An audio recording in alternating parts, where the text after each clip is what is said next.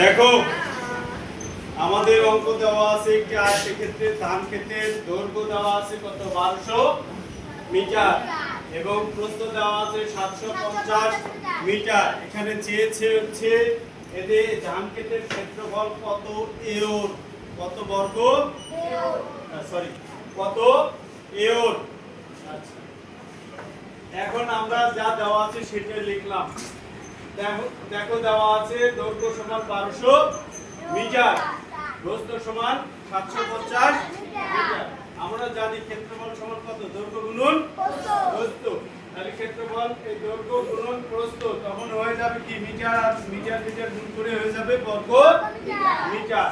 গুণ করলে ফলাফল দাঁড়াবে হচ্ছে 9 লক্ষ বর্গ মিটার।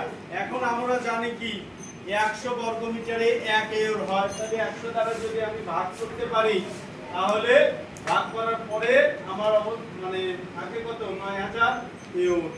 যখনই আমি 100 দ্বারা ভাগ করব তখন হয়ে যাবে কত এওরে হয়ে যাবে, অর্থাৎ আমার ফলাফল দাঁড়াচ্ছে হচ্ছে 9000 এওর।